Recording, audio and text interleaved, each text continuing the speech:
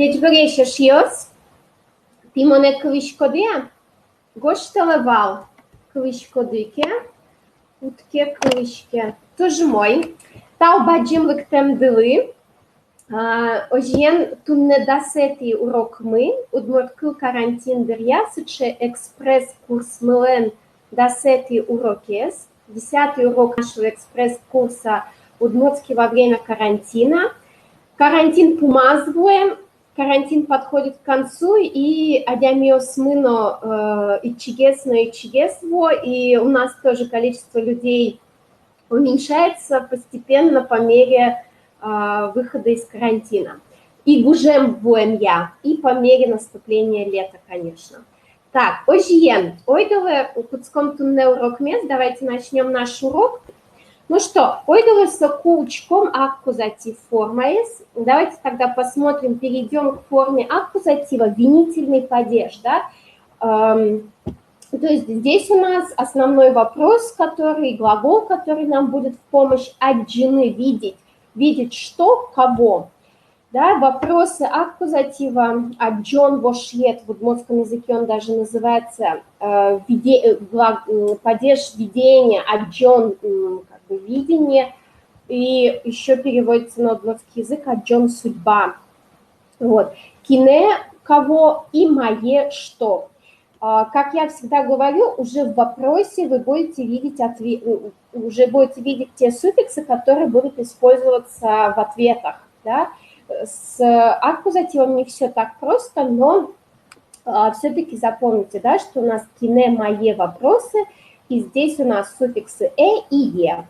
Во множественном числе киньосты, маосты, то есть мы ставим вопросительное слово во множественное число и далее добавляем падежный суффикс. Суффикс «ты» для множественного числа, это северный вариант. И южный вариант «киньосыз», «маосыз». Да, мы добавляем после множественного числа суффикс «из».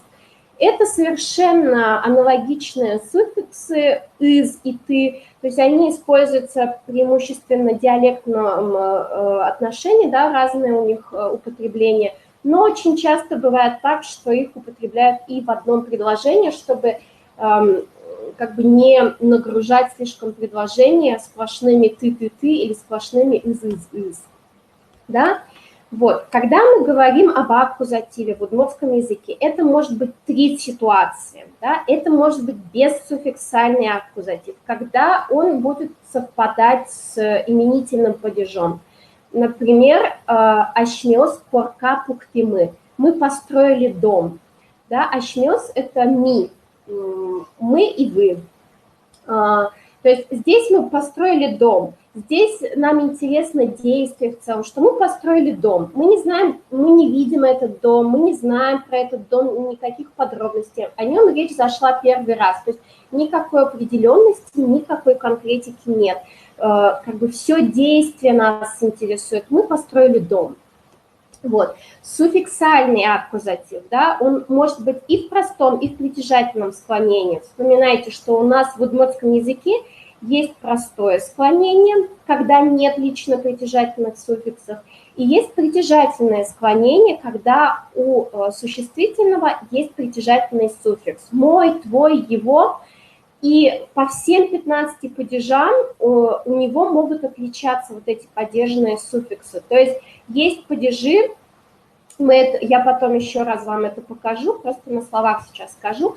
Есть падежи, где сразу после существительного, после основы добавляется лично притяжательный суффикс, и к нему стандартно идет суффикс падежа. Да? Например, как в дательном или в родительном падеже мы смотрели с вами. Например, моя мама, она е. Моей маме будет она елы. Моей мамы там что-то, да, рука моей мамы или лицо моей мамы, она елен киз, она елен бамыз. То есть здесь суффикс лен родительного падежа сразу добавляется после лично притяжательного. Вот, с аккузативом будет интересная история, это тот падеж, как вот локальные падежи, где вот такой небольшой микс падежного и лично притяжательного суффикса. Но это мы разберем отдельно. То есть, смотрите, да, когда у нас есть простое склонение, это существительные без лично-притяжательных суффиксов. Они могут добавлять падежный суффикс, но у них нет лично-притяжательного суффикса. Да? Пример. Так куркаез ашмеос пухтимы. Этот дом мы построили сами. Да, это простое склонение, тут нет лично-притяжательного суффикса, да, хотя у вас, для тех, кто внимателен и хорошо визуализация работает, вот этот «ес» суффикс, он совпадает с лично-притяжательным суффиксом третьего лица, то есть «коркаез», вне контекста, увидев это слово, вы можете предположить, что это либо суффиксальный аккузатив, маркированный, либо это его дом или ее дом, то есть это лично-притяжательный суффикс. Об этом мы тоже еще отдельно поговорим. То есть вот здесь у нас простое склонение суффиксальный, да, и есть еще третий аккузатив, скажем, третья ситуация, в связи с которой мы будем говорить про аккузатив, когда притяжательное склонение, и это слово стоит в падеже, в аккузативе. Тут всегда будет аккузатив суффиксальный. То есть если притяжательное склонение, то всегда надо будет делать суффиксальный аккузатив. Коркамес ашмеос пухтимы. Свой дом, наш дом мы построили сами. Да, то есть вот здесь три предложения, все они строятся вокруг одной ситуации. Есть дом и есть те, кто его построил, мы.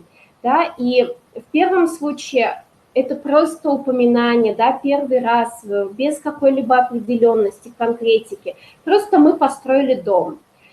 Второе, здесь уже есть конкретика, и потом мы обсудим, за счет чего вот эта определенность, конкретика достигается. Во втором случае это простое склонение, там нет лично-притяжательного суффикса, но есть суффикс аккузатива. А в третьем там суффикс аккузатива плюс лично-притяжательный суффикс. Такой микс получился. Угу. Итак, давайте сначала посмотрим простое склонение. Да? То есть бессуффиксальный аккузатив, он совпадает с именительным падежом. Да? Я косил траву, я строил дом, я ем гамбургеры, там, я пеку пироги. Вот там везде будет просто бессуффиксальный, не маркированный аккузатив, который по форме будет совпадать с номинативом, с именительным падежом. Что у нас с простым склонением, когда существительное встает в аккузатив, но у него нет лично-притяжательных суффиксов? Тут может быть 4 варианта суффикса, в зависимости от того, на что заканчивается слово и что само слово из себя представляет. As, yes, да, для единственного числа. Если вы видите слово, и вам надо его в аккузатив поставить. Я вижу, например, этот дом, я люблю этого человека, или я узнаю Ивана Ивановича и так далее. Да? То есть надо поставить вот эту форму, существительное в аккузатив, то вы смотрите, на что заканчивается слово. Если оно в единственном числе, то у вас может быть вариант либо as суффикс, либо yes суффикс. As у нас идет после слов, которые заканчиваются на у, ю и ы. Да? Вот у, ю, вспоминайте, у нас то же самое было с глаголами. Мы это упоминали, когда строили глагольные, когда добавляли глагольные суффиксы, то всегда вот эти глаголы на у, ю были исключением. Они добавляли к себе вариант Например, он пьет, so юэ. Да, и здесь то же самое, то есть у ю они всегда как бы стоят особняком от других гласных. И плюс добавляется здесь еще вариант, то есть вот эти 3 гласные, и твердое ДЗВНСТ после них будет использоваться суффикс «с», как, например, в словах «ву» – вода, «вуэз» – воду. Я пью вот эту воду, конкретную, определенную. «Вы» – кость, «вэз» – кость. Вот брось эту кость собаки, например, да. Ю – это зерновые. Юэс – мы убрали зерновые с полей, например. Юэс. Писпу, дерево, да, вот у многих в домашнем задании, по-моему, тоже это фигурировало. Смотрите, разница между пу и писпу. Писпу – это дерево, которое растет, а пу – это вот просто без слова пис. Пу – это дерево уже, которое срублено. То есть надо дрова, буквально дрова. Дрова надо порубить. Вот, и в слове «дерево» я люблю это дерево, например, да, писпуэс. Или, если вот это было прогласное, если у нас заканчивается на согласную «дезлнст», она твердая «дезлнст», мы должны показать, что вот это «дезлнст» в основе слова, она твердая, поэтому нам надо вариант «с» использовать. «Нюлес», «лес», «нюлесез», «лес» в аккузативе, да. «Пукон», «стул», «пуконес». Вайтачи пуконес, принеси сюда стул, да, то есть я какой-то конкретный определенный стул имею в виду, и тогда говорю с суффиксом «с». Если у нас вот эти пункты не выполняются, если это не гласное «у», «ю» и «ы», если это не твердое «дезлнст» в корне, мы смотрим и ставим суффикс «ес». «Ес» идет после остальных гласных и после остальных согласных. Что здесь у нас, да? Адями – человек, адямиес – человека. Пуны – пуныес – собаку. Здесь вот у нас, видите, тут еще надо было отметить, что «ы» однослоговая должна быть, да? Вот эти однослоговые «ую» должны быть. То есть в слове «лы» у нас «лс», но в слове «пуны», где уже два слога, там будет уже «ес». Пуныес. И таких однослоговых на «ы» таких слов немного. То есть, если вы сомневаетесь, то после «ы» ставьте лучше «ес», да, если у вас есть некоторые сомнения. После остальных согласных, если это не твердое «дезлнст», кочиш – кошка, кочишес – кошку. Джек – стол, джекес – там, стол принеси, стол, там, я вижу стол и так далее. Вож, вожес. Лук. Здесь видите, что мягкий знак на конце, он автоматически переходит в «е», то есть его не надо уже оставлять на письме, он превращается вот в «е». Это касается единственного лица, то есть в единственном лице у нас либо вариант «с», либо «е», в зависимости от того, на что заканчивается основа. Во множественном числе, как я уже упомянула, есть абсолютно аналогичные суффиксы, суффикс «ты» и суффикс «из». Они используются, «ты» используется на севере, «из» используется на юге республики, но оба могут встречаться и в одном и том же тексте одновременно. То есть не так критично, скорее носители между собой, да, в разговоре используют одну из форм. Обычно вот северяне это придерживаются формы «ты», а южане формы «из». Вот, что здесь у нас происходит? То есть ныл йос, да, ныл девочка, йос суффикс множественного числа, ныл йос ты. Я приглашаю девочек в гости, я вижу девочек. Или ныл йос из, либо суффикс из, либо суффикс ты. И здесь всегда будет либо ты, либо из, потому что после глухой с ды стоять не может, и из тоже никак не меняется. Пиос – мальчики, пиосты мальчиков и пиосыс мальчиков тоже, да, оба варианта распространены. То есть еще раз запоминаем, что у нас для единственного числа вариант «с» либо «ес», «с» идет после твердых «дезлнст», и также после однослоговых существительных, которые заканчиваются на «у», «ю» и «ы», а «ес» идет после всего остального. То есть вам в первую очередь надо понять, это единственное число или множественное число. Определили, что это единственное число, и смотрите, однослоговое «у», «ю», «ы» или твердое «дезлнст». Если нет, то прям смело ставите «ес». Во множественном числе вы выбираете либо «ты», либо «из» вариант. Итак, значит, давайте попробуем сделать самостоятельно. Мои Кузьма где городыш. Что видит Кузьма из города, да? Ну, по-русски бы сказали в городе. В удмуртском мы ищем, читаем из города, покупаем откуда. Давайте, я вам даю 1,5 минуты. Ваша задача поставить правильную форму, да? Еще раз давайте пробежимся. То есть as, yes, ты, is, s после однослоговых на у, ю и и, и твердых дезеланных. Давайте делаем, даю вам 1,5 минуты. Ужашком и соберет шошен эскерон, а потом все вместе проверим.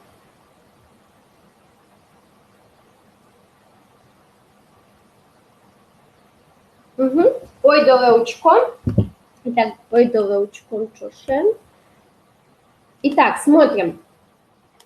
Значит, мои Кузьма, где города? Что видит Кузьма в городе? Черкез. Да, черк заканчивается на к. Это не твердое ДЗЛНСТ, это не гласное однослоговое у, ю или и, поэтому здесь у нас вариант ез идет. Черк – это церковь. В удмуртском языке вот эти ц, они чужды из русского языка, поэтому старались их удмуртизировать, и поэтому у нас сохранилось слово черк, значение церковь. Юрт йос, да, сразу видим, что здесь есть с конца, смотрим йос суффикс множественного числа, и поэтому вы выбираете вариант либо юрт йос ты, здание, юрт это здание, либо юрт йос из, тоже абсолютно идентичный вариант. Да. Писпос, тоже видите с конца, что это слово деревья во множественном числе, поэтому здесь либо из вариант, либо ты, писпосыс, либо писпосты. Банк, ну, банк из русского, да, к нам проникло. Здесь у нас к на конце, поэтому банкес, выж, либо мост, либо пол в доме. Выжес, ж это не твердое ДЗЛНС, это не однослоговое слово на и, ю и и, у, ю, и, поэтому выжес. Кенер. Кенер – это забор. Не путайте с кенир. Да, кенир – это крупа в удмуртском языке. Кенер заканчивается на ре, поэтому ес. После ре, хотя и звучит как кенерес, да, в удмуртском языке ре, у нее нет пары, поэтому она звучит твердо, но она всегда с е будет писаться. После нее нельзя ставить ни ни и с двумя точками. Ульча – улица, ульчаес – улицу, да, тоже слово из русского языка улица, заканчивается на гласную а, поэтому вариант ес. Адямиос – люди, множественное число, адямиосыс, либо адямиосты. Карлуд. Карлуд, кар – это город, луд – это луг, поэтому карлуд в современном удмуртском езыке используется для значения площадь. Карлудес. Луд заканчивается на твердую ДЗЛНСТ, поэтому вариант с «с». Пунеес уже рассматривали, да, не однослоговое слово, которое заканчивается на «и», поэтому вариант с «ез». Лавка-ес. Лавка, так в ряде диалектов говорят, магазин называют, поэтому здесь у нас гласное на конце, и мы используем суффикс «ес». Автобусы, твердое ДЗЛНСТ на конце, суффикс «с». Здесь вас не должно смущать, что «с», да, что это не множественное число, потому что показатель множественного числа «ос», «ёс» суффикс. Школа, школа «ес», гласное на конце, поэтому «ес». Парк, паркес, «к» на конце, поэтому «ес». Юбос, юбо – это столб, здесь множественное число, поэтому вы можете использовать либо юбосты, либо юбосыз, абсолютно аналогично. Да? Так, манечком ажлань. Надо отдельно запомнить личное местоимение. То есть мы смотрели с вами существительные, как ведут себя в аккузативе, и надо запомнить личное местоимение. Личное местоимение, они немножко нас отсылают к вопросу. То есть кине, да, кого, суффикс «э» был на конце, моне, тоне, сое. Во множественном числе тоже вот это есть различие либо из, либо ты. Вы используете суффикс милемыс и милемды. Здесь уже видите, что будет звонкое ды, потому что после с мы ставили ты, но после звонкой мд нам легче произнести ды, идет ассимиляция. Поэтому милемыс и милемды абсолютно аналогичны. Тиледыс или тиледы, соосыс и соосты. То есть вы видите, что в единственном числе у нас просыпается суффикс из вопроса моне, тоне, сое, а во множественном числе, то есть мы, вы, они, уже формы множественного числа применяются. То есть в этом смысле легко запомнить лично притяжательное, то есть личное местоимение в форме винительного падежа, в форме аккузатива. То есть я вижу тебя, я люблю тебя, да, то есть здесь будет тоне. Вы уже знаете теперь глагол яратыны, можете спрягать его и в настоящем, и в прошедшем, и в будущем времени. То есть я люблю тебя, мон тоне яратышко, я тебя любил, мон тоне ярати, да, и я тебя буду любить, мон тоне ярато. Вспоминайте, что у нас в прошедшем времени показатель для первого типа глаголов – это «и», либо «и» с двумя точками после твердых ДЗОНСТ, либо просто «и». Да, для будущего времени у нас «о» и «ло» для двух типов глаголов. То есть, смотрите, здесь, чтобы у вас падежи и вообще вот как бы видели все целиком структуру, смотрите, как напоминание, да, у нас в именительном падеже мон, тон, со, ми, ти, соос, эти личные местоимения. В винительном падеже кине, мое, вопрос, моне, тоне, сое, милемыс, тиледы, сосыс, или милемды, тиледы, сос, ты. Родительный падеж, вопрос, кинлен, мален, и надо просто заучить форму мы, нам, ты, на, у тебя, у меня, у тебя, и солен, да, в третьем лице у нас суффикс падежа просыпается, милям, пилят, сослен. Первое, второе лицо тоже запомнить, а в третьем лице к форме соос добавляется падежный суффикс. Дательный падеж, вопросы кинлы, малы, тоже просто заучить первое, второе лицо, мыным, тынет, в третьем лице просыпается падежный суффикс солы. Во множественном числе вы можете использовать краткую форму без лы в конце, милем, тилет, а в третьем лице она уже обязательно, сослы. Да? То есть вот получается, что в родительном и в дательном падеже третье лицо единственного множественного числа, они абсолютно, как существительные ведут себя, добавляют падежный суффикс. Остальные формы, первое и второе лицо, надо просто заучить. А в винительном падеже вы можете руководствоваться логикой того, что к личным местоимениям мы добавляем суффиксы вопроса, да, которые были в вопросе.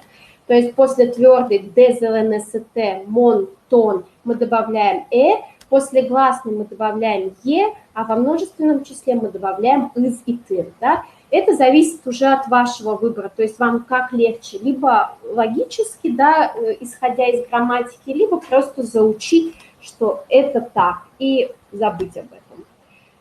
Вот, давайте посмотрим, что у нас происходит, как это все выглядит.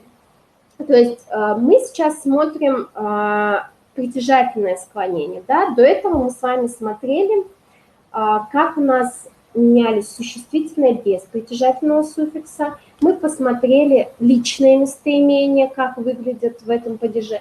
А сейчас мы посмотрим притяжательное склонение, как это работает.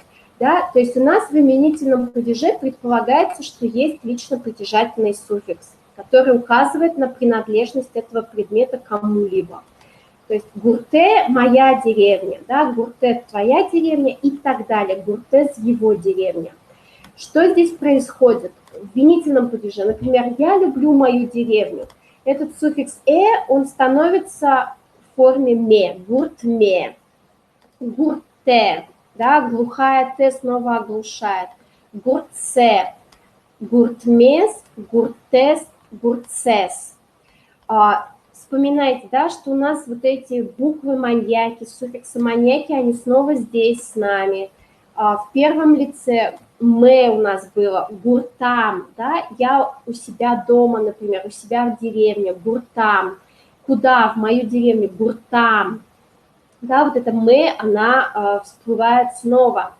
Гуртыштым, гурте. Здесь вот «д», «т», они всегда меняются во втором лице. Гурце, зэсэ, да, здесь у нас гурт заканчивается на глухую, поэтому глухой вариант. Гуртмес, да, здесь уже независимо от того, глухая, звонкая, всегда будет мес, нашу деревню. Гуртес, глухой вариант, и гурцес тоже глухой вариант. То есть во множественном числе всегда будет «с» на конце и какая-то еще, вот в зависимости от того, это мы, вы или они, либо мес, либо тес, либо сес. Да, это просто надо запомнить, заучить, но опять-таки есть в этом логика какая, что у нас вот это медуза, медезе, снова всплывают вот эти суффиксы, звуки, буквы снова с нами. Вот. Посмотрим еще одно слово. То есть мы посмотрели на глухое, да? Что тут еще я хотела, на что обратить внимание? Тут не очень видно. Гуртес, видите, вот гуртес в именительном падеже его деревня, да? А в винительном простом гуртес его деревню. Здесь мы смотрим притяжательное склонение, но в притяжательном склонении в именительном падеже его деревня, то есть третье лицо единственного числа, форма совпадает с простым склонением.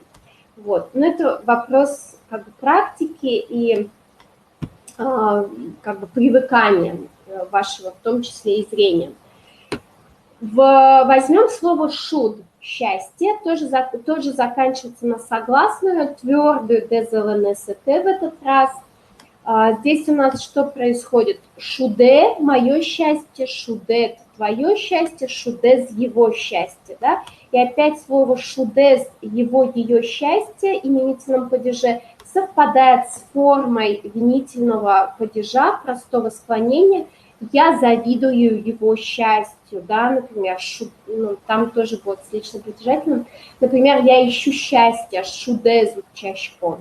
Да, то есть совпадает с простым склонением. Вот этот суффикс «as», «yes», он аналогичен в именительном падеже в третьем лице и в аккузативе простого склонения. Что здесь происходит? Шудме, шудде, шудзе. Да, то есть здесь не, де, зе. Видите, здесь уже звонкая вариация. Шудмес, шуддес, шудзес. Звонкие вариации, но суть остается прежней. Медезе и месдеззес. Да, и снова вот это медезе, медуза.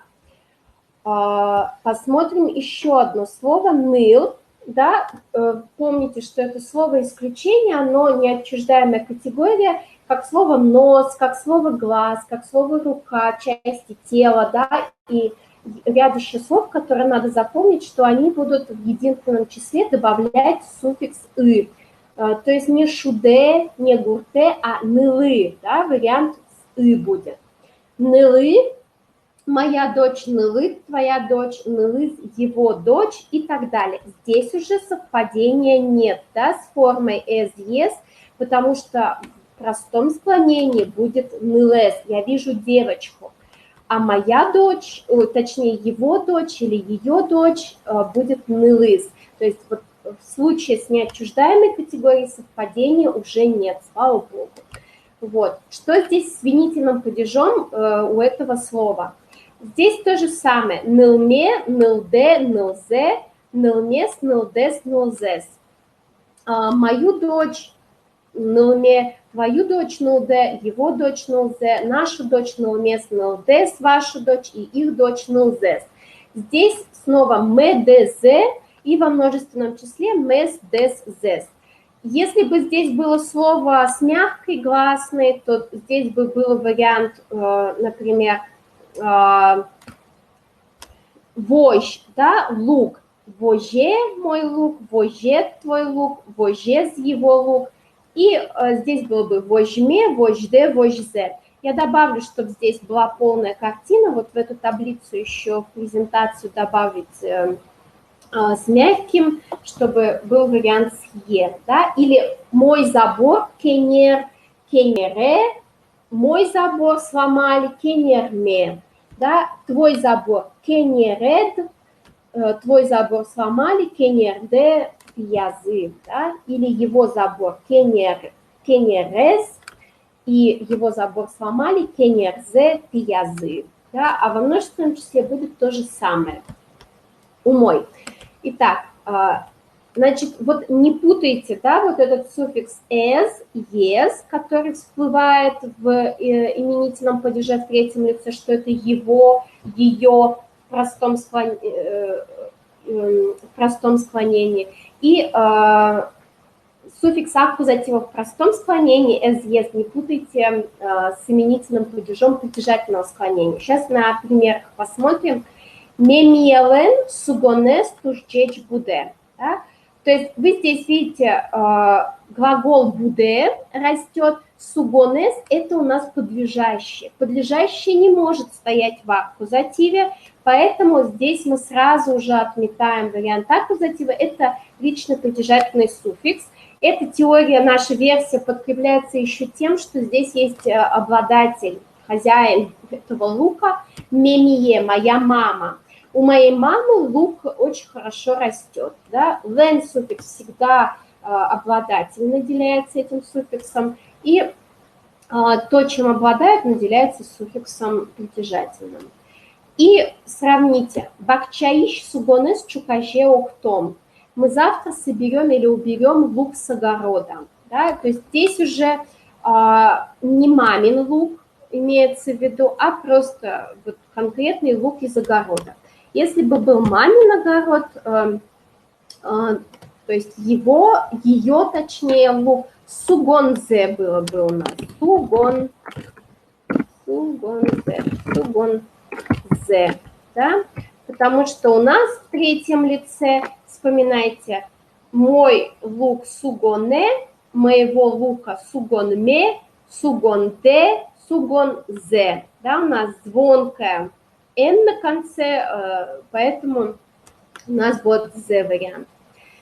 Тилят эшьёсты вижмоеш. Ваши друзья умные. Да? Опять, аккузатив не может быть подлежащим, поэтому здесь мы отметаем вариант с аккузативом, и суффикс «ты» у нас будет указывать, что это ваши друзья, то есть это притяжательный суффикс. В отличие от следующей конструкции, «вуж эшьёсты вунето новел» нельзя забывать старых друзей. И здесь уже забывать кого, что, друзей. И аналогичная конструкция, да, может быть заменено «вуж эшьёсыс» аккузативом множественного числа. Угу. Простое склонение. Вот. А что, если у нас на «м» заканчивается слово или основа, да, то есть вот у нас в удмуртском языке слово «глаз», «щин», оно, когда в лично-притяжательном суффиксе, оно становится «щинмы», «мой глаз». И в форме аккузатива здесь будет одна «м» писаться, две «м» писаться не будет. Хотя бы по логике было, да, что основа, и плюс к ней добавляется суффикс «ме», но здесь вот эта «м», она выпадает, то есть она один раз будет писаться. «Мой глаз», «щинде» вообще будет просто «н», «щинзе» его глаз, тут ошибка, «щинмес» тоже с одной «н» будет, «щинмес», да, тоже с одной «с». Тут перепутано просто. «Щиндес» и «щинзес». «Щинзес». Угу. Вот. То есть здесь будет одна «м» писаться. Это просто запомнить, что так. Да, и чтобы не смущало вас это. Угу. Итак, да, если в целом смотреть, то есть у нас для формы «мой» в аккузативе мы используем суффикс «ме». Для «нас», «мес» просто добавляется «с», да, в конце. Это можно запомнить по принципу, что «ме», «мес», да, можно в парах запоминать, что во множественном числе суффикс «с», как и в множественном числе «ос», «ёс» суффикс «дт», «дес», «тес», да, то есть запоминать вот такими парами «зс» и «зсс». И, как всегда, работает «медз», «медуза», и во множественном числе вот «с» на конце. Вот можно в парах запоминать «мой», «наш», «ме», «мес», «твой», «ваш», «дт» и «дес», «тес», и «их», «ее», «их», «зс» и «зсс». Угу. Ну что, давайте посмотрим самостоятельно, сейчас надо будет сделать, то есть еще раз повторите эту мантру: «ме», «мес», «дт», «дес», «тес», «зс», «зсс». Выбор между «д» и «т» зависит от того, глухая или звонкая на конце, то же самое «з» и «с» выбор. Угу. Ну что, ойдалаучком, давайте попробуем про коров. Скал, ёс, шарыш. Скал одна корова, да, много коров скал ёс, мои коровы скал ёсы, твои скал ёсы и так далее. Поставить надо форму аккузатива, то есть я люблю моих коров, я люблю твоих коров, я люблю их коров и так далее. Делаем табличку, даю вам 1 минуту. Ужашком соберет чошу эскером.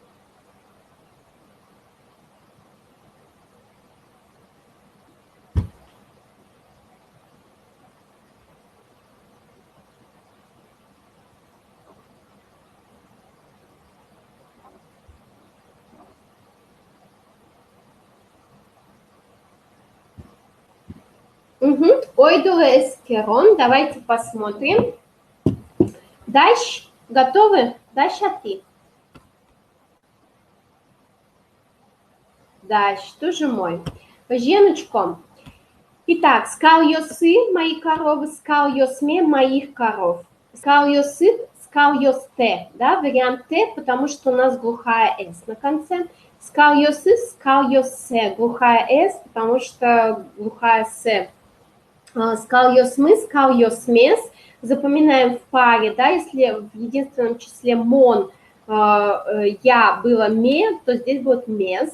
Скал ёсты, ваших коров будет скал ёстес, да, здесь тоже т становится тес. И скал ёсы, их коровы, скал ёсес, их коров, да, то есть здесь можно было в паре ме, мес, т, тес и с, сес. Мой. Эшодик грозно. И давайте, да, глухой и звонкий согласны по этому принципу. Здесь у нас пие, пи, мальчик, заканчивается на гласную, она как звонкая согласная ведет себя. Давайте тоже щеточко мильдон секунд, даю вам 40 секунд. Лыштичком надо сделать тоже моего сына, твоего сына и так далее. Ужачком.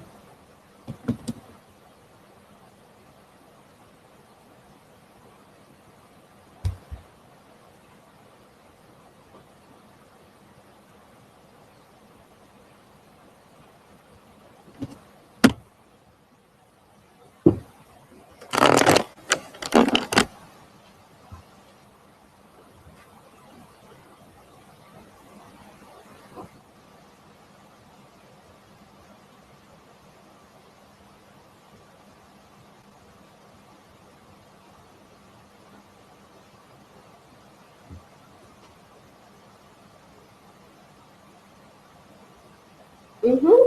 Ойдоле эскеро. Давайте проверим.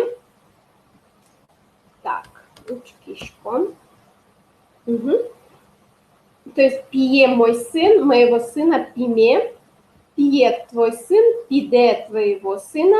Пиез его, ее сын, его, ее сына, пизе. Пимы наш сын, пимес нашего сына. Пиды ваш сын, пидес вашего сына, пизы их сын, пизес их сына. Да? Здесь снова ме в единственном числе во множественном мес, д в единственном числе дес во множественном, зе и зес.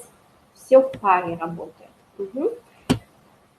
Ну что, вот самый интересный момент, когда же мы все это употребляем, да, то есть вот притяжательное склонение аккузатив понятно, если у нас был притяжательный суффикс, то мы, естественно, будем и в аккузативе ставить суффикс. Самое интересное, когда встает в простом склонении, да, то есть посмотрим те случаи. Вот.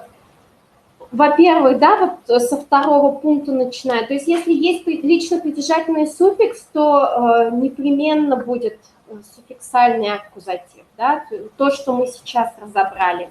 Например, куно возьмашком. Мы ждем гостя. Куно мес возьмашком. Мы ждем нашего гостя. Да, то есть либо просто можно было сказать, что ждем гостя, куно возьмашком. Чем вы занимаетесь? Мы ждем гостей, мы ждем гостя, да, то есть просто все действие интересно в целом, что вы делаете. Куно мес возьмашком, мы ждем нашего гостя, то есть какого-то конкретного, определенного, приглашенного, там, известного нам и так далее. Вот. Второе, да, что это может быть? Если аккузатив – это имя собственное, если это родственники, если это какие-то профессии, зооназвания, как правило. Например, да, Оля Езаджишко, я вижу Олю, я уважаю учителя, я там вижу медика, врача, например, да, мы вызвали врача и так далее. То есть, или кочушез моя лящко, я глажу кошку. Ну, во-первых, я глажу что-то определенное, это уже понятно, да. Я уважаю кошек, например, да, вот все это будет с маркированным аккузативом, да, то есть здесь будет добавляться суффикс as, yes, или во множественном числе is, ты, да, в тех случаях, когда у нас определенный объект. Вот это самое главное, что объект должен быть определенным, конкретным. То есть разница бессуффиксальный и суффиксальный в том, что в суффиксальном аккузативе объект определенный, конкретный. Мы о нем знаем, или он как-то подчеркнут за счет каких-то маркеров, да, или у него определенная семантика. Вот в плане семантики как раз имя собственное, термины родства, профессии, зооназвания – это вот те показатели, маркеры, которые требуют суффикса в аккузативе. Еще есть такие маркеры, как указательное местоимение. Естественно, если есть указательное местоимение, то логично, что это какой-то конкретный объект, на который мы указываем. Да? Например, «сыча диамес шектны щекыт». Такого человека сложно найти. Да? Здесь бы, в принципе, найти человека будет с суффиксом, потому что человек – это живое существо. Та шедещие меукпоты, не хочу есть этот суп. Здесь маркер та, это указательное местоимение на близлежащий предмет. Тоже вам добавлю в презентацию рисунок тасо. Вот, и сравните, шитще меукпот, я не хочу есть суп. То есть здесь как бы само действие, что я лучше кусок мяса съем, чем ваш суп, да, как бы вот, не давайте мне суп, шитще меукпот, это как категория вот в целом. А таши дальше меукпот, вот мне уже поставили под носом суп, и я смотрю, что там плавает что-то, что мне не нравится, да, я говорю, ну вот этот суп я есть точно не буду, вот. Или тоже указательное такое местоимение таче, такой, таче куажески малаш вожмамыни. Мы такую погоду уже давно ждали, да, то есть здесь тоже есть маркер таче. Вот, со словом люблю, как правило, люблю, уважаю, там 99%, что будет выделительно-указательный, ой, там, что там будет аккузатив. То есть мон кочушьесты яратышко, Вообще, когда есть множественное число, вот у нас на севере республики 90%, что всегда ставят аккузатив, суффикс. На юге республики часто опускают этот аккузатив. Мы на севере чаще всего ставим. То есть если у вас множественное число, то ставьте аккузативный суффикс, например, тут у нас не кунос ты возьмашко, например, да, вот жду гостей. Сейчас я допишу сюда. Ну, во-первых, это и живой объект, да, кунос ты возьмашко. И плюс вот я говорю, что на севере республики, если есть множественное число, то хочется маркер добавить. Вот. А южане могут сказать кунос возьмашко, или там вот в других таких конструкциях со множественным числом они могут упустить показатель аккузатива. Вот, то есть мы с вами посмотрели третью ситуацию, да, то есть первая была, что с лично притяжательной всегда будет аккузатив, да, это вот отдельная история там с этими дз и так далее. А вот когда вот выбор ес ставить или нет, то у нас вот ситуации, что если это имя собственное, то есть оно определенное, это зооназвание какое-то, или есть вот эти маркеры, указательное местоимение, есть определительное местоимение вань, бдс. Вань – это все, бдс – это целиком. То есть тоже подчеркивается определенность, конкретность предмета. Плюс здесь вот слово кудиз – это который из. Это местоимение с выделительно-указательным суффиксом. Еще есть такой у нас выделительно-указательный. Об этом еще отдельно скажу. И есть еще маркеры такие, то есть слова, которые будут указывать на определенность предмета. То есть всегда важна при выборе суффикса, суффикс ставить или нет, всегда важна определенность объекта, конкретность. И за счет ряда прилагательных, за счет указания, откуда этот предмет, мы можем добиться определенности. Да? Например, как в конструкциях, как предложение «бакчаиш жук-жагес поптоно». Надо вывести или вынести ссор из огорода, да, мусор. То есть мы указали конкретность, что определенность, что это мусор из огорода. Если мы скажем просто «надо вывести мусор», «жук-жак поптоно», то есть если нет конкретики, откуда этот мусор, что это за мусор, что надо просто мусор вывозить, например, да, «жук-жак поптоно». Или вот слово «вы» с выделительно-указательным суффиксом. Что такое выделительно-указательный суффикс? Мы сейчас перейдем, я вам скажу.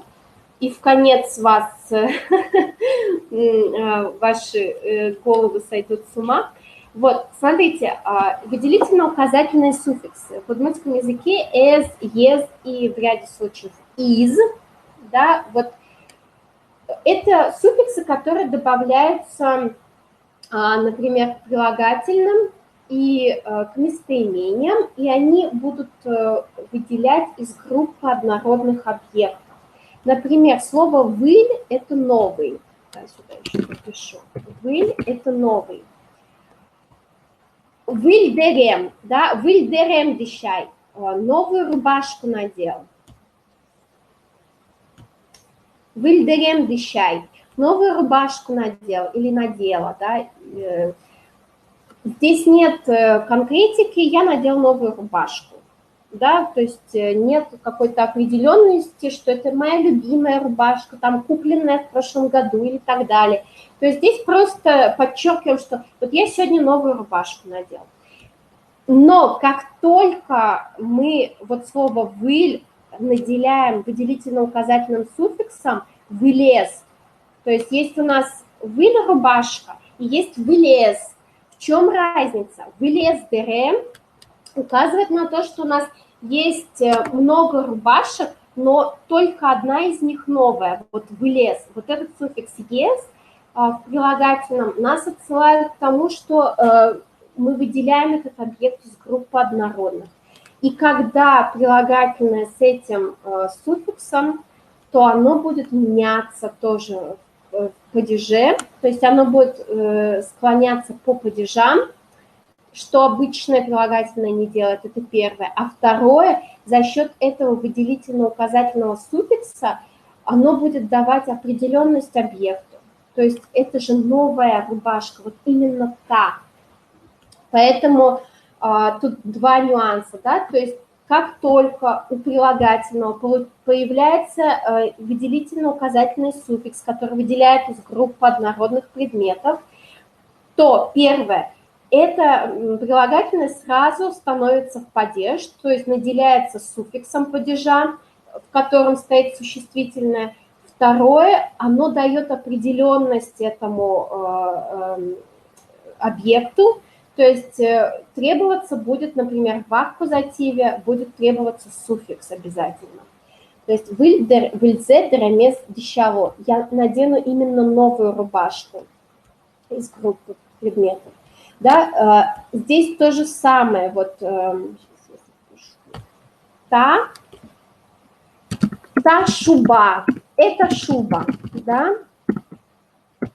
То есть вот я указываю та, это близлежащий предмет, вот это шуба. Та шуба из дещаны медочко. Я собираюсь, намереваюсь налить вот эту шубу. То есть она лежит у меня под носом, я про ее историю ничего не знаю, про то, есть ли другие шубы, не знаю, я вот вижу ее конкретно, поэтому здесь за счет указательного местоимения «та» мы ставим аккузатив суффиксальный «шубаес». Но если есть еще «из» суффикс, да, «таиз», вот что именно эта шуба, то и сам указательное местоимение будет вставать в аккузатив в падеж. Угу. То есть уже в принципе это указательное местоимение требует аккузатива. Но если оно само с выделительно-указательным суффиксом, то оно и само будет стоять в аккузативе с лично-притяжательным суффиксом. С аккузативным суффиксом вот это «з», как третье лицо. То же самое с «соиз». И вот «кудис» тоже, да, слово «кудис» тоже у нас будет в падеже стоять, тоже будет меняться по падежам. То есть как только у лично-притяжательных, как только у указательных местоимений «та», «со» и у местоимения определительного «куд» появляется выделительно-указательный суффикс, то есть из, да, то мы сразу его меняем по падежам. И если у прилагательного появляется суффикс «ез» или «эз», то это означает, что это выделительно-указательный суффикс у прилагательного, и что оно тоже будет меняться по падежам, и плюс будет требовать аккузативного суффикса у существительного. Да, таиз это вот прям вот именно вот это. Супер-супер конкретность, да. То есть и вот здесь у нас был пример, возвращаясь к Кудзе. Нет, я его убрала, видимо. Ладно, то есть давайте сейчас посмотрим на примерах. То есть есть определенные маркеры, которые требуют вот этого суффикса аккузатива «as», «yes». И у вас, скорее всего, проблема будет возникать только с «as», «yes». Как я уже сказала, да, с лично-притяжательными суффиксами в притяжательном склонении всегда суффиксы аккузатива стоят. Со множественным числом тоже есть тенденция, что множественное число мы ставим суффиксы «ты» и «из», да, то есть это северяне прям вот 99% ставят, южане периодически опускают. И у вас главный вопрос встает, ставить мне «as», «yes» или нет. И вот выбор «as», «yes» между ними как раз заключается в том, что если у вас объект определенный, и за счет чего он становится определенным, мы с вами посмотрели, вам надо поставить суффикс. Если он неопределенный, у него нет этих маркеров, то тогда жизнь упрощается, вам не надо ставить эти суффиксы. Посмотрим примеры, да. Юан щотеме поте. Я хочу задать вопрос. Да? Мы не знаем, что за вопрос, ну просто вот просто вот само действие в целом хочу задать вопрос, без какой-либо конкретики. Если мы говорим «та юанес кемала щотизини», этот вопрос уже давно задали, да, тут у нас есть показатель, точнее маркер, указательное местоимение «та», и уже сразу мы наделяем существительное маркером аккузатива. «Та юанес кемала щотизини». Этот вопрос уже давно задали. Да, если у нас это был мой вопрос, «юанме кемала щотеме потени», я хочу свой вопрос уже очень давно задать, переводится вот это предложение так. Да, то есть был мой вопрос, и мы его поставили в аккузатив. Книгалы джинадырывы. У меня нет времени читать книги. Здесь у нас как действие в целом. Вот смотреть телевизор у меня хватает времени, а вот книги читать я не могу, да, у меня нет времени. Или за счет чего мы можем добиться определенности. Мон лыджем книгаес канае понышко. Лыджем, прочитанная книга, да, это совпадает форма с глагольным существительным. Лыджем, прочитанная книга. То есть конкретика за счет вот этого прилагательного, что это какая-то конкретная книга, прочитанная мной, поэтому здесь суффикс «ес» аккузативный нужен. Или за счет чего еще? За счет конкретного названия книги. Улем поте книгаез лыджини. Я уже прочитала книгу Улем поте. Название книги тоже дает конкретику. Дальше. Нуна лыпыде ческыт шитщищом. Каждый день мы едим суп. Я не уточняю, какой суп, борщи, вкусный, невкусный, да, как категория, что на обед мы, например, едим суп, да, мы едим не котлеты, а суп. Или как мы добиваемся определенности, то локшидес щемыл пот. Мы не хотим есть вчерашний невкусный суп. Все, мы этому супу дали конкретику, что он вчерашний, да к тому же невкусный. То есть вот эти два прилагательных уже дали определенность этому объекту, поэтому уже аккузатив суффиксальный. Туннеческотшичьем. Мы сегодня будем есть вкусный суп. Вроде бы он вкусный, вроде бы сегодня, вроде бы я о нем уже знаю, да, но я тут, ну, как бы нет той нужной определенности. То есть толокаши, я уже о нем знаю, что он вчерашний, что он уже, то есть я его уже, он уже прочувствованный мной, то есть я же опытным путем знаю, что он вчерашний и невкусный. А тунне ческотшичьем, я о нем еще не знаю, но я предполагаю, что он вкусный. То есть здесь не требуется аккузатив, суффикс, потому что нет той конкретики.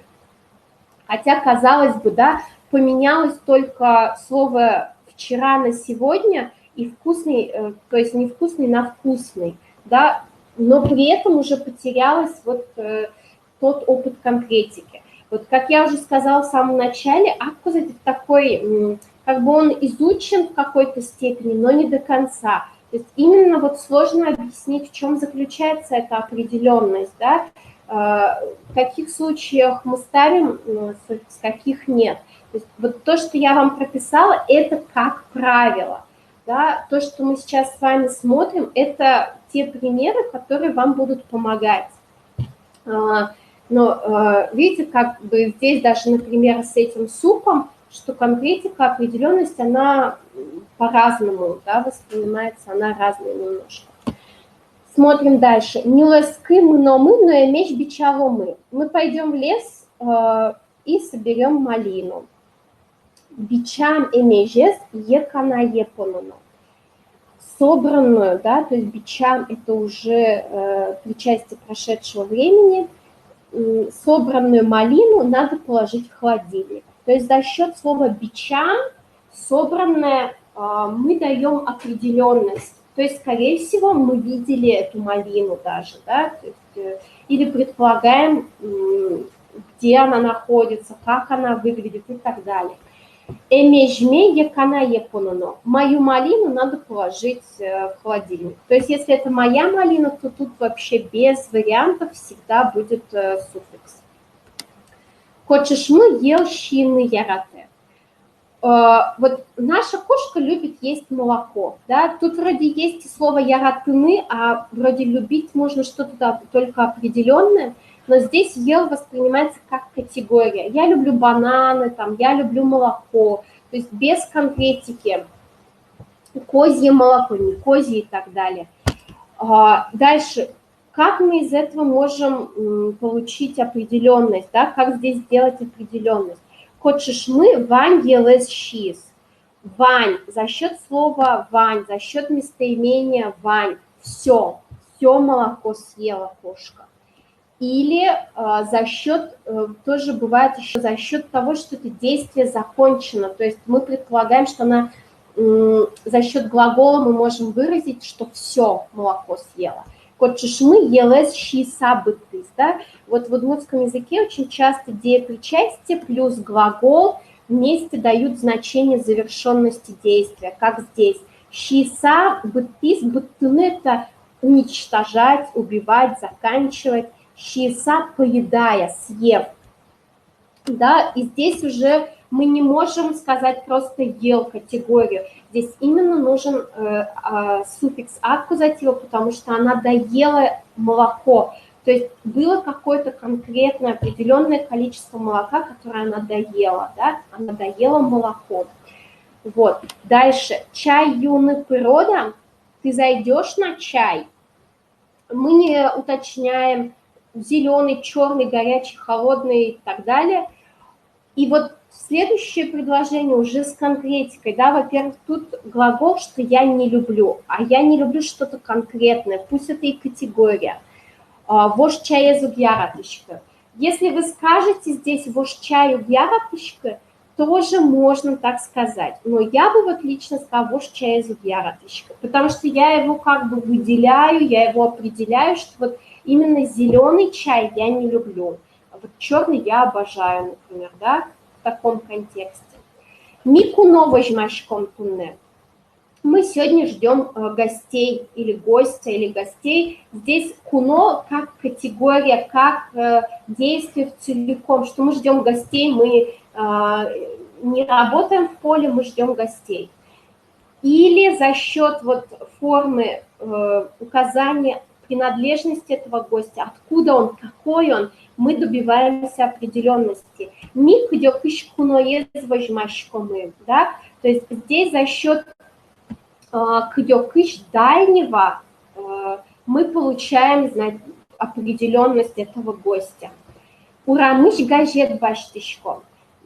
Я покупаю газету с улицы. Да? Во-первых, газет здесь как категория, она в единственном числе может писаться, потому что это категория то же самое, как вот гостем было. Или я люблю бананы, там тоже может в единственном числе писаться, это будет означать категорию.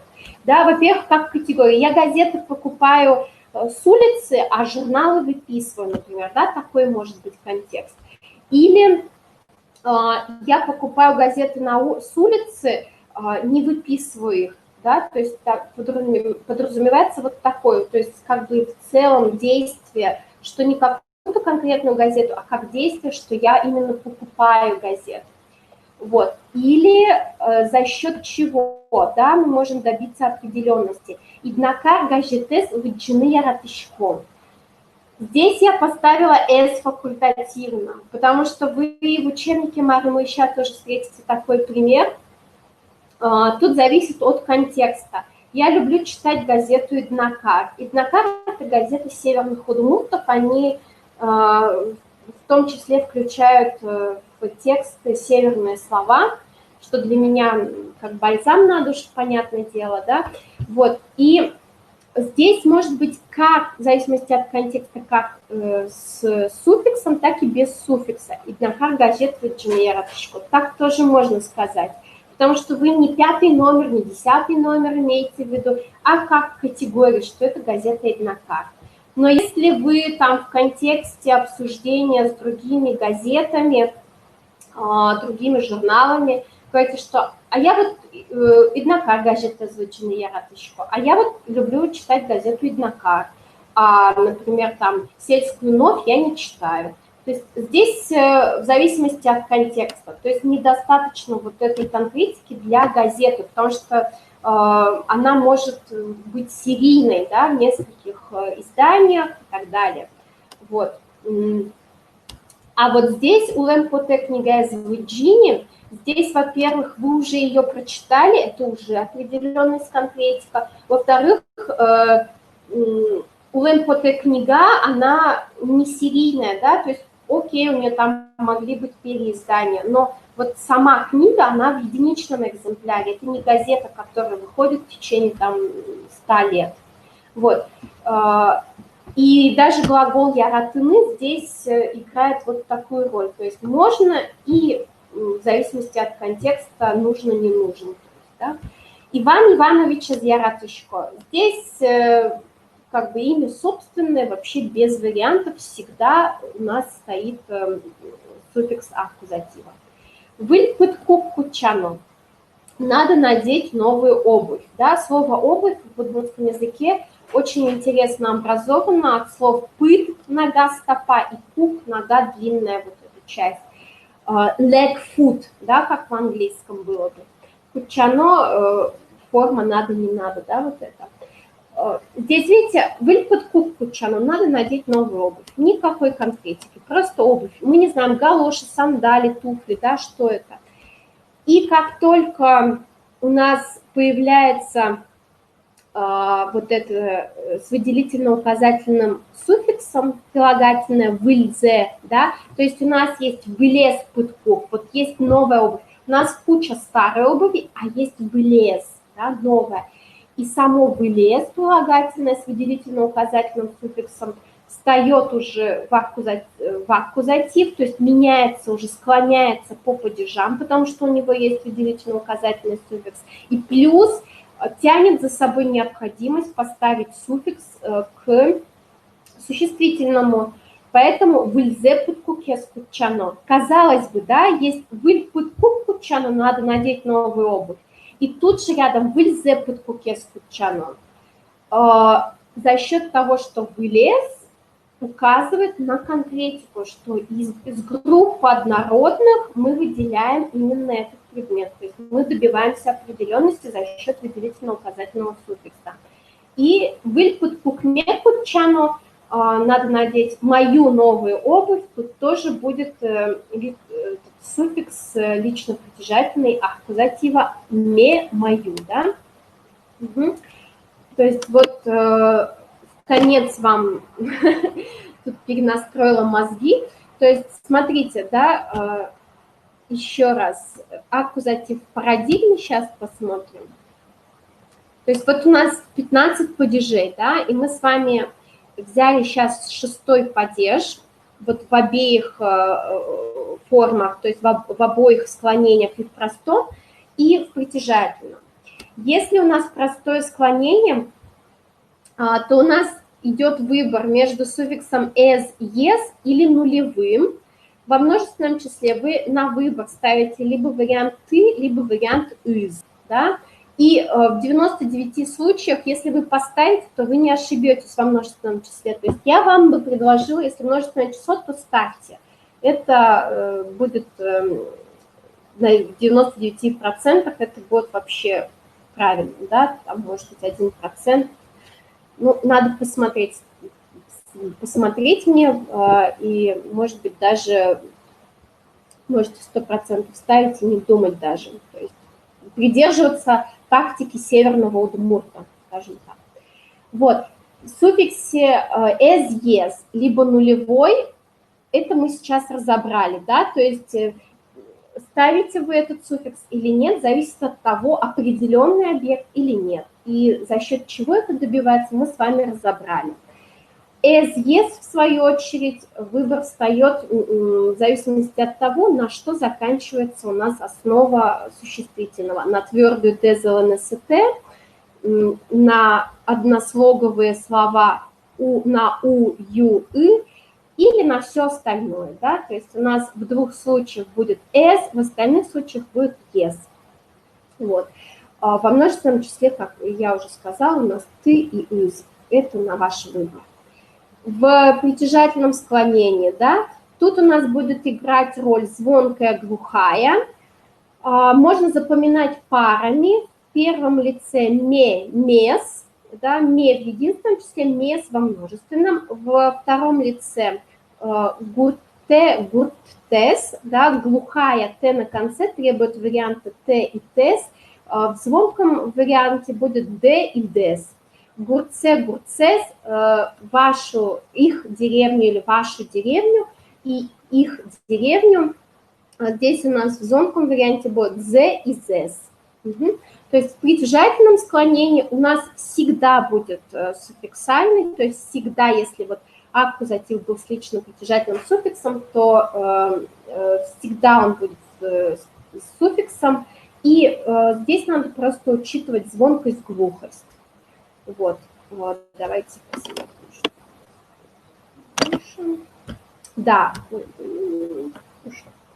значит, смотрите, да, вот в парадигме 15 падежей мы с вами смотрели, то есть мы смотрели именительный падеж, простое притяжательное склонение, вот сейчас разобрали винительный падеж, простое притяжательное склонение, то есть здесь у нас как раз, да, нестандартно ведет себя падежный суффикс и лично притяжательный, то есть они создают некий микс. Вот в родительном падеже в этом смысле было все легко понятно, как и в дательном падеже, то есть сначала идет лично притяжательный суффикс, а потом падежный. Дальше у нас были 3 таких заковыристых локальных падежа, где тоже происходило смешение, перемещение лично-притяжательного и падежного суффиксов. Да, тоже мы их, вот эти 3 локальных падежа просмотрели, и простое, и притяжательное склонение. Получается, что мы с вами сейчас под ключ посмотрели 6 падежей, да, и простое притяжательное склонение, и разобрали. Из этих 6 падежей у нас вот такие с легким, скажем, поведением, с предсказуемым поведением именительный, родительный, и куда-то у меня пропал дательный. Вот. И что? 1, 2, 3, 4, 5, 6. Значит, мы с вами 7 падежей уже прошли. Дательный еще тут выпал, тоже адекватный падеж. Вот. И у нас менее адекватный винительный, местный, входный, исходный, где надо просто запоминать, да, как будет добавляться, как будут миксоваться, сочетаться лично притяжательный и падежный суффикс. Вот. Итак, да, еще раз сводная таблица, то есть при притяжательном склонении у нас всегда ме, де, те, зе, се, да, то есть глухость, звонкость здесь, тут вот мест должно быть, да, много таких отпечатков, но я все исправлю в презентации, поэтому вы можете при желании загрузить обновленный вариант с моими правками. И тут, соответственно, тоже des, tes и zs. То есть здесь у нас множественное число.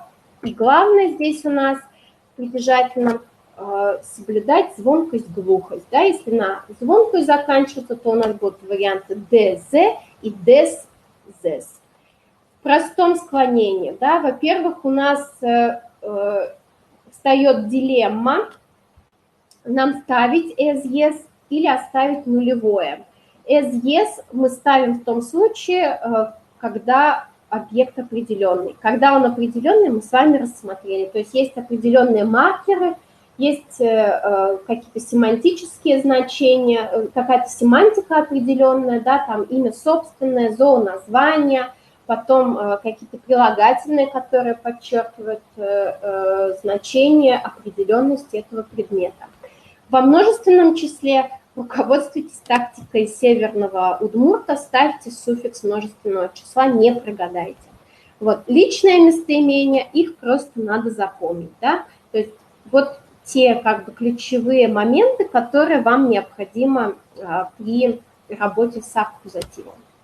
Ну что, давайте посмотрим еще примеры, и Потом у нас еще останется песня аудирования. Вот здесь давайте попробуем, я вам дам время, вы попробуйте самостоятельно перевести. По сути, тут все слова, которые хотя бы раз уже всплывали у нас в уроках, занятиях. Вот те, которые не всплывали, я к ним добавила перевод. Даю вам, давайте, наверное, 2 минутки, и потом вместе разберем эти предложения. И последнее задание, потом сделаем аудирование, разбор песни. Ужаще. С вами посмотрим. «Монта киноез учкини». Я посмотрела или посмотрел уже этот фильм. То есть здесь у нас за счет того, что есть указательное местоимение «та», мы добиваемся конкретности, определенности этого объекта. Мон киноочка на яраточку. Здесь я люблю смотреть фильмы. Да, здесь нет конкретики, какие именно фильмы. Здесь как бы как категория, как действие в целом, что я люблю смотреть фильмы, но не люблю смотреть телевизор, например, да. Сос он диез угьярато. Он ди – это уменьшительно-ласкательное для Андрея. Он ди у нас имя собственное, поэтому здесь угьярато не любят Андрея, они не любят Андрея, у нас всегда будет аккузатив, да. Сос шангишины ярато. Они любят есть шанги. Да, это вот удмуртское блюдо, может быть, кто даже не с удмуртскими корнями, знаете, такое дрожжевое тесто и сверху начинка. Начинка может быть разной. Картофельное пюре, да, сейчас слюна пойдет уже.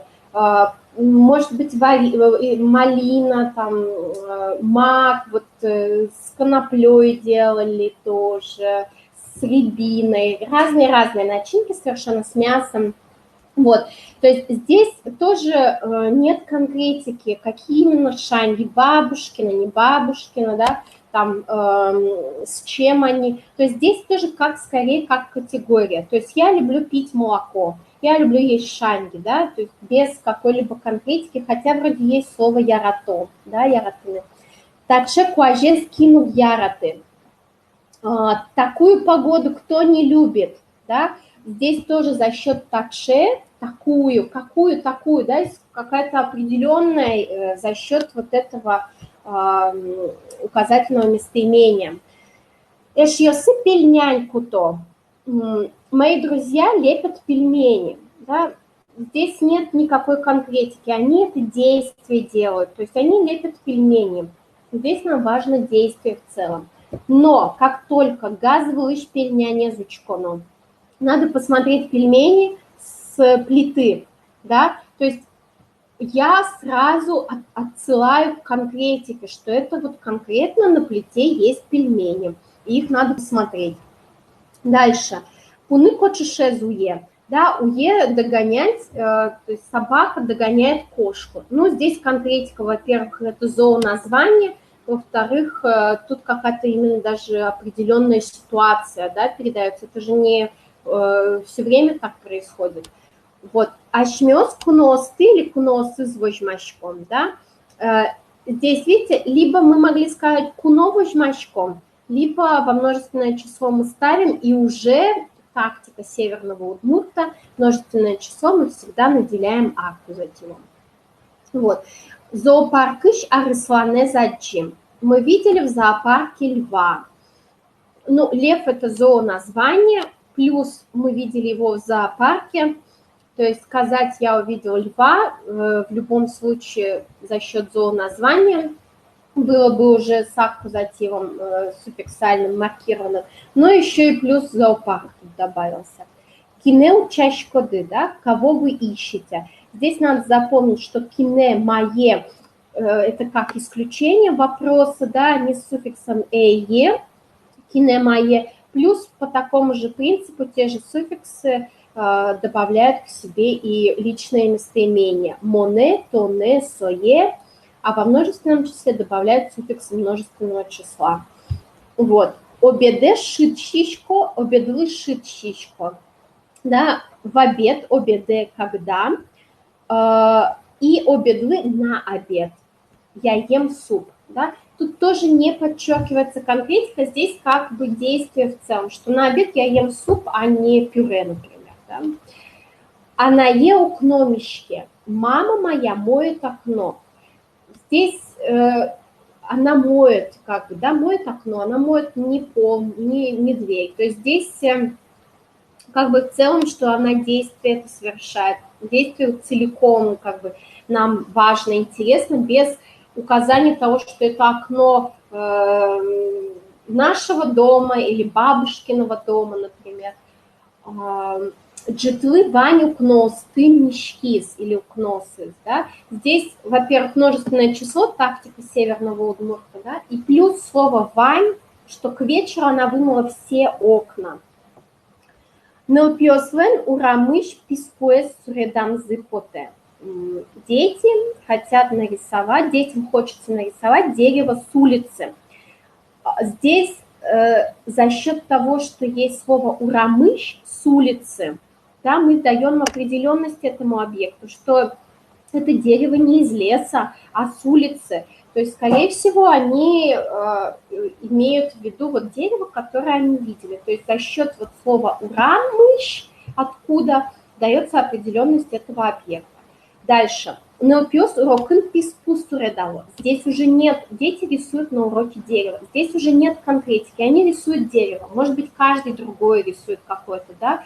Каждый воображаемое дерево рисует, кто-то из леса, кто-то с улицы и так далее. Здесь нет указания на определенность.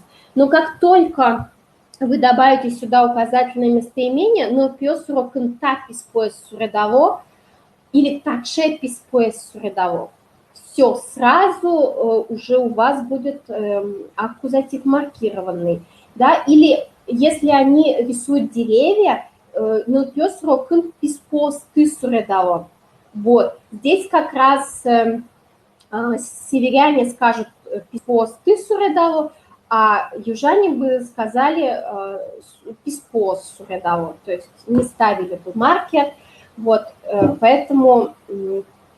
Как я говорю, тактика северного удмурта, она выигрышна, там во множественном числе поставили суффикс, аккузатив, все, забыли. Бускель мулен палес муртез асшин муныз аджемес путе.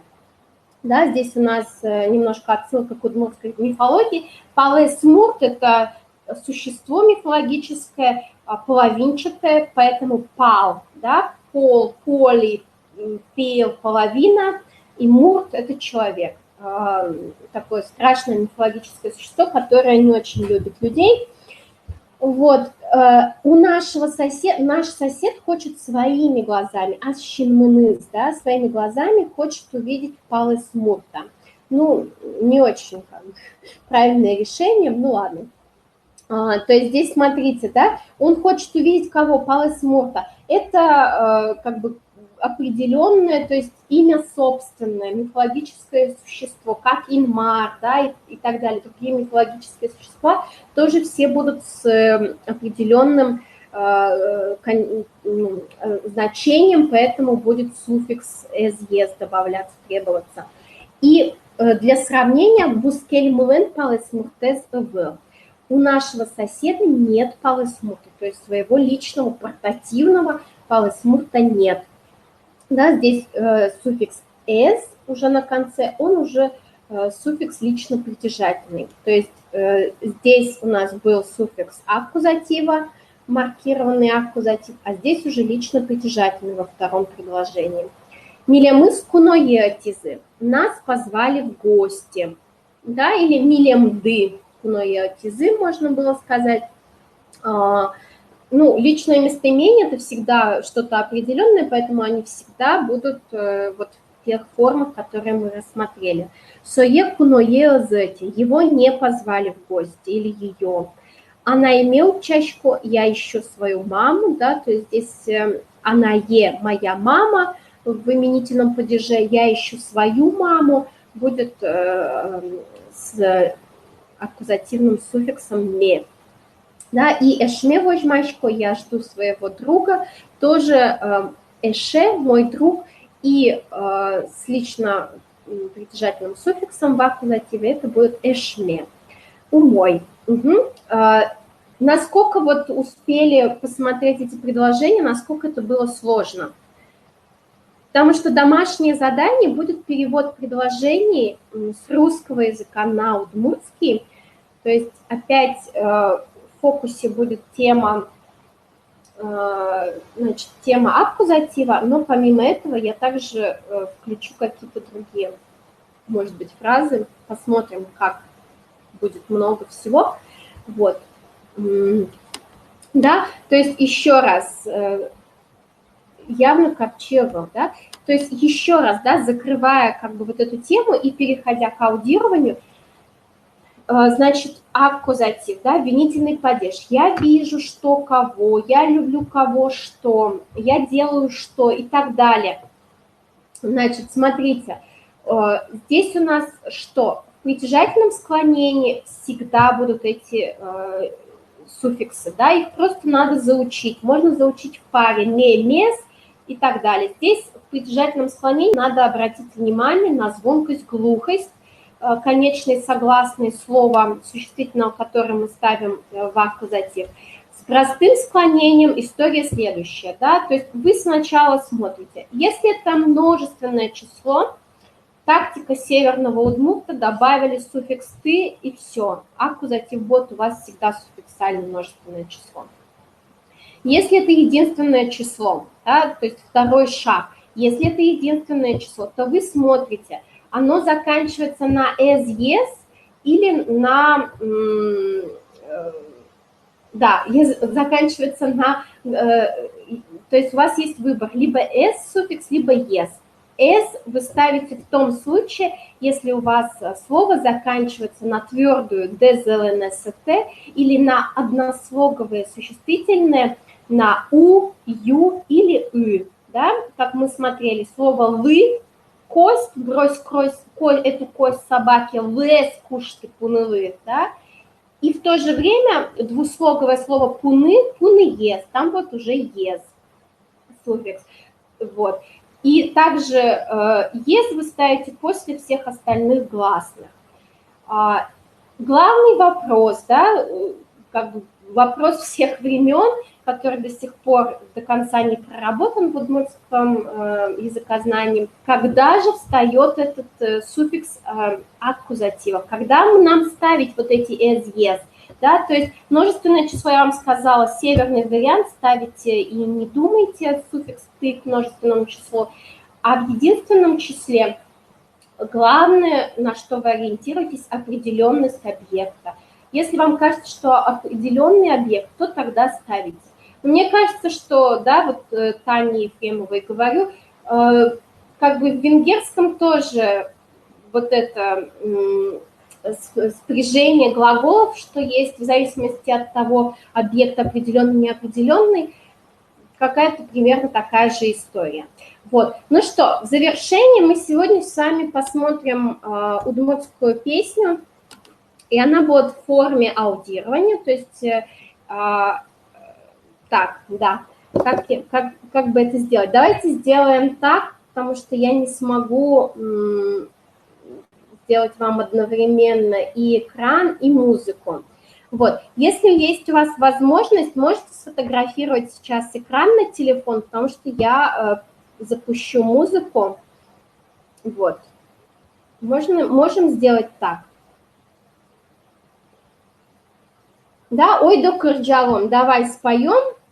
Значит, песня, тут пробелы есть, которые вам надо будет запомнить. Первый раз мы просто слушаем песню, второй раз уже послушайте и вставляйте те слова. Да, сейчас я презентацию закрываю, потом мы вместе обсудим. Угу. И включаю вам музыку сейчас.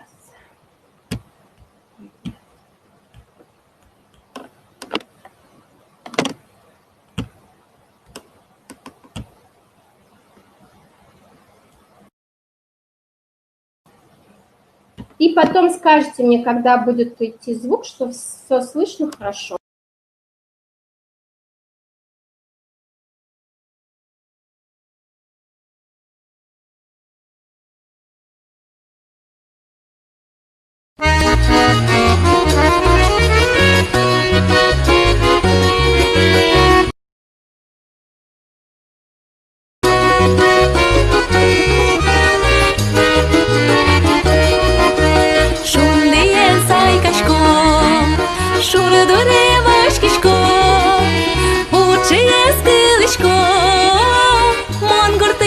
лишко, учиески лишко, монгуртину лишко, кусоме шеришко, удисме мытышко, калыкентеришко, монгуртину лишко, калыкентеришко, монгуртину лишко.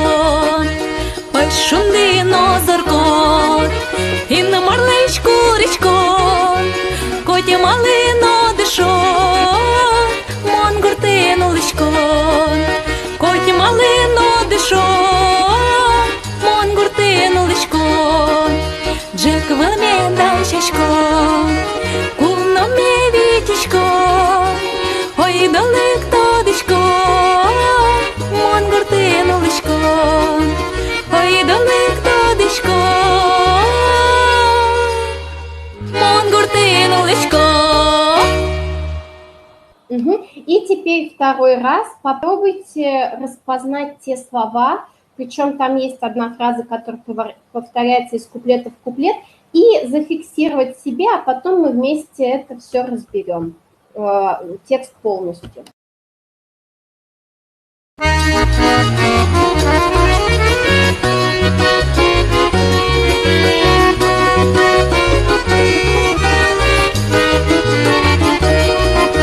Шундиен сайкашко, шурдуре вашкишко, учиес кылышко, монгуртину лишко, учиес кылышко, монгуртину лишко, кусоме шеришко, удисме мытышко, калыкентеришко, монгуртину лишко, калыкентеришко, монгуртину лишко.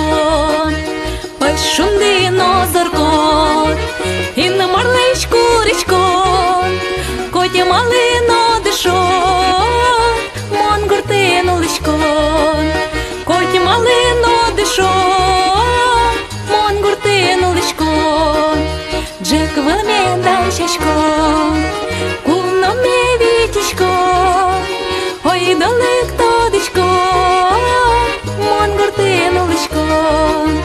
Ой, далек тодишко, монгуртину лишко.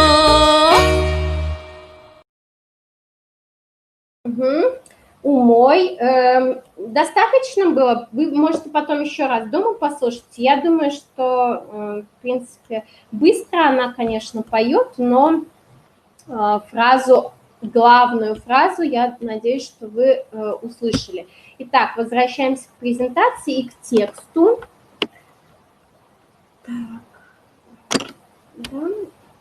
Итак, да, вот заполняем пробелы. Смотрим. Шундиен сайкашко, шурдуре вашкишко. Да, шурдуре у нас был пробел, по-моему. Так, давайте я сама себе тоже сфотографирую, и вам буду говорить, где пробелы были. Так. Шундиен сайкашко, шурдуре вашкишко. Учиес кылышко, монгуртын улышко. Я сейчас все зачитаю, а потом мы переведем. Кусоме шеришко, удысме мытышко. Калыкен теришко, монгуртын улышко. Пыш шунды нозоркот, инмарлеш куришко. Да, здесь было слово шунды. Коть марлы нодышот, монгуртын улышко. Опять вот эта повторяющаяся фраза, и это название песни. Джек вилме дашашко, куноме витишко. Да, здесь у нас было куноме моего гостя. Ой, долык тодышкот, монгуртын улышко. Кто-нибудь расслышал фразу монгуртын улышко? Были те люди, кто расслышал?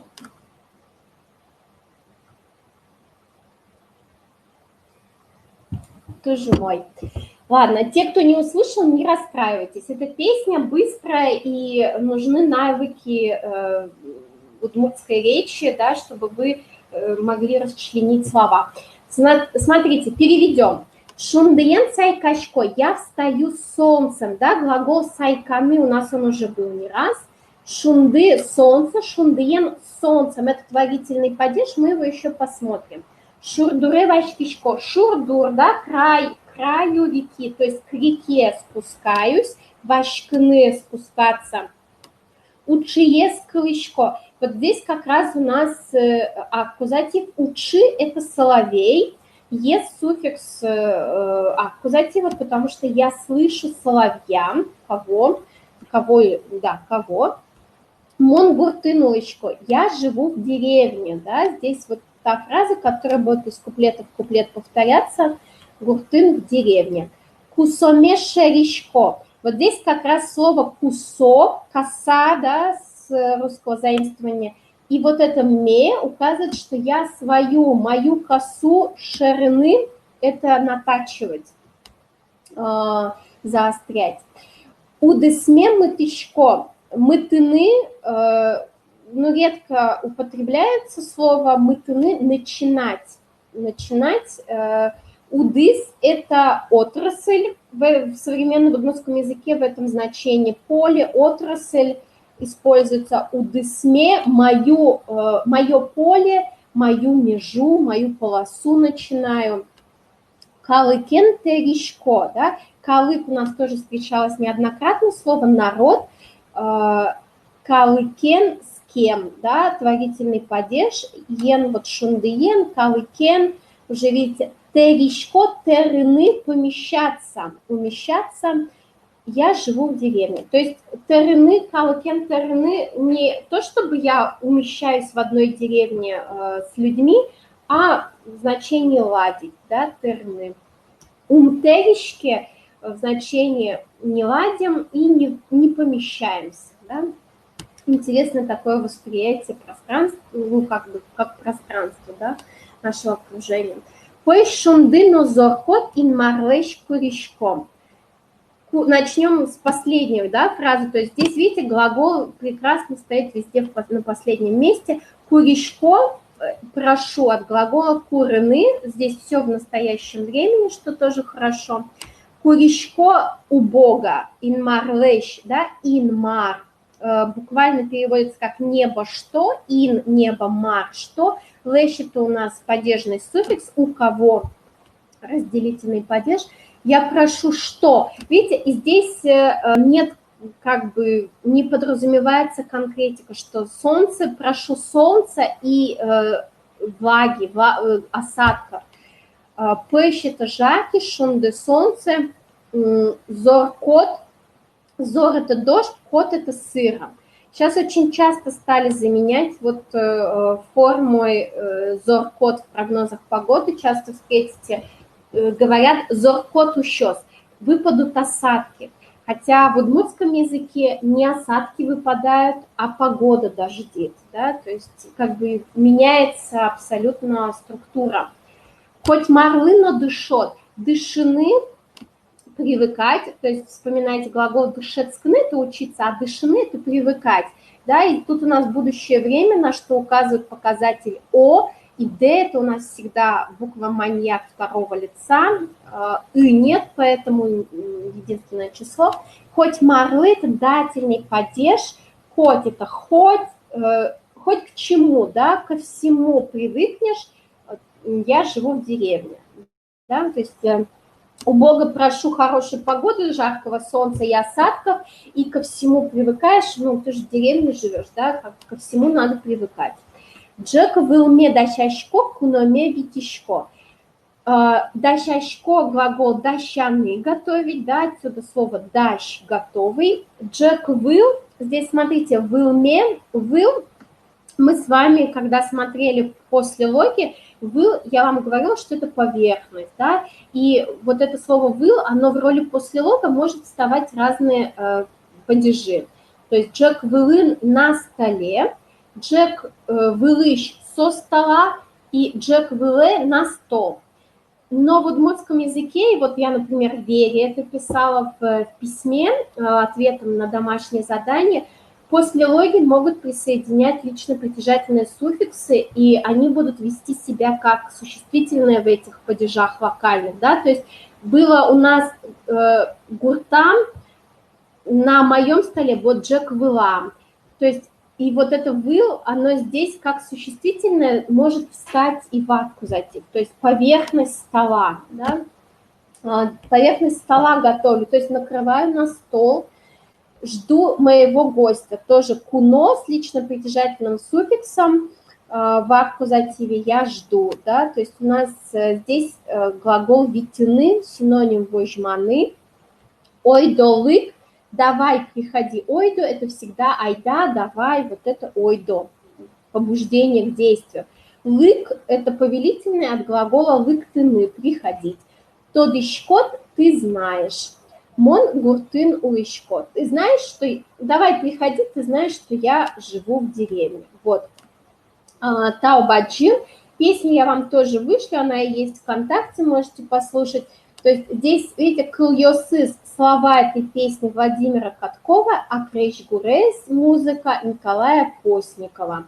Вот, слово крейшгур тоже интересно образовано, сейчас не скажу точно, может быть, это тоже предложено было Кузибай-Гердом, слово крейш – это мелодия, и гур – это мелодия. Просто гур используется на юге республики, а крейш – это мелодия без слов, которая используется на севере республики, но еще музыкальный инструмент называется крейш. То есть удмурты, по сути, сделали слово «музыка» из двух слов музыка, мелодия, как бы объединили южное и северное слово, и стало такое красивое слово музыка. Вот. Таубаджим, спасибо большое, Саклык Висьямдыпанна, за ваше внимание. Вот, Арняуса Ажлантон, через неделю мы продолжим. Гуртеуш, домашнее задание. Я так понимаю, что очень многие не успевают уже с домашним заданием, но тем не менее нам надо закреплять тему, поэтому я вам дам на повторение, надо будет заполнить пробелы в тексте, как бы текст такой автобиографический будет, вот, и надо будет заполнить пробелы, плюс будет перевод предложений, и плюс надо будет вставить слова в форме аккузатива, вот. Предложения тоже будут на самопроверку, если у вас будут вопросы, пишите, вот. Ну, наверное, также разберем в начале урока, чтобы все вопросы были сняты, даже если вы не пришлете мне на почту. Вот, предложение. Вот, Таубаджим, Арняуса, это у нас будет дасети инвожотолыше 10 июня, дасукмыс часы. Напоминаю, что у нас экспресс-курс, вот, и, да, у вас солнце станет в Хакасии. Вот, и напоминаю, что у нас по принципу free donation занятий, если вам понравились уроки, вы можете отблагодарить преподавателя. Вот все данные я высылаю в письме, делаю рассылку, видео тоже выкладываю на YouTube, если кто-то вдруг не получает рассылку, говорю эту информацию. Вот, Таубаджим, Джечвы, утилаштыды, спасибо большое, берегите себя, Джечку, Мишка Торищ.